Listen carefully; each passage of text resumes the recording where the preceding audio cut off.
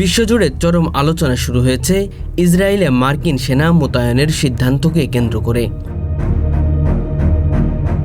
যুক্তরাষ্ট্রের এই পদক্ষেপকে অনেকেই মধ্যপ্রাচ্যের নতুন ভূ রাজনৈতিক সমীকরণের সূচনা হিসেবে দেখছেন। ওয়াশিংটনের দাবি, এটি মূলত ইসরায়েলের প্রতিরক্ষার জোরদার ও আঞ্চলিক স্থিতিশীলতা রক্ষার জন্য একটি অস্থায়ী ও সীমিত পদক্ষেপ। মার্কিন প্রতিরক্ষা দপ্তর জানিয়েছে, যুক্তরাষ্ট্র নৌবাহিনীর কয়েকটি যুদ্ধজাহাজ ইতিমধ্যে ভূমধ্যসাগরের পূর্ব অংশে অবস্থান নিয়েছে। সাথে পাঠানো হচ্ছে বিমান প্রতিরক্ষা ব্যবস্থা ও বিশেষ সামরিক ইউনিট।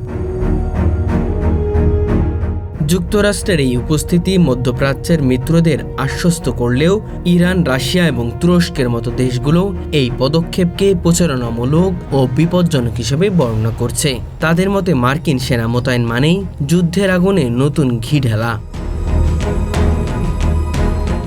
কারণ ইতিহাস বলছে, মধ্যপ্রাচ্য যুক্তরাষ্ট্রের প্রত্যক্ষ হস্তক্ষেপ কখনোই দীর্ঘমেয়াদে শান্তি বয়ে আনেনি, বরং তার সংঘাতকে আরও বিস্তীর্ণ করেছে। একই সময়ে যুক্তরাষ্ট্রের অভ্যন্তরেও এই সিদ্ধান্ত নিয়ে বিতর্ক শুরু হয়েছে। অনেক মার্কিন বিশ্লেষক বলেছেন, দেশটির অর্থনীতি ইতিমধ্যে চাপে রয়েছে, অভ্যন্তরীণ রাজনৈতিক পরিস্থিতিও অস্থির। এর মধ্যে মধ্যপ্রাচ্য সেনা মোতায়েনের সিদ্ধান্ত যুক্তরাষ্ট্রকে আরেকটি দীর্ঘমেয়াদের সংঘাতে জড়িয়ে ফেলতে পারে। তাছাড়া ইসরায়েলের প্রতি অতিরিক্ত সমর্থন দেখানো যুক্তরাষ্ট্রের নিরপেক্ষতার ভাবমূর্তি ক্ষুণ্ণ হতে পারে। এর ফলে যুক্তরাষ্ট্র ও আরব বিশ্বের সম্পর্ক আরও খারাপ হওয়ার আশঙ্কা রয়েছে। এদিকে ইসরায়েলের জনগণ মিশ্র প্রতিক্রিয়া দেখিয়েছে। একদল নাগরিক মনে করছে, মার্কিন সেনাদের উপস্থিতি দেশকে আরও নিরাপদ করবে। অন্যদিকে অনেকে বলছেন, এটি তাদের স্বাধীনতার জন্য হুমকি হতে পারে।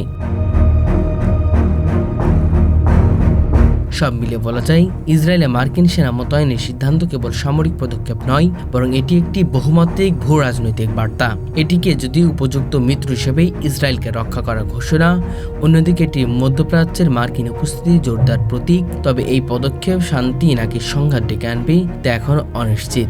ইতিহাসের শিক্ষা বলছে, যেখানে পরাশক্তির সেনা নামে সেখানে শান্তি নয়, বরং উত্তেজনাই বেড়ে যায়। এখন বিশ্ব তাকিয়ে আছে, এই সেনা মোতায়েন কি সত্যিই নিরাপদ আসবে, নাকি মধ্যপ্রাচ্যকে ঠেলে দিবে আরেকটি অগ্নিকুণ্ডে।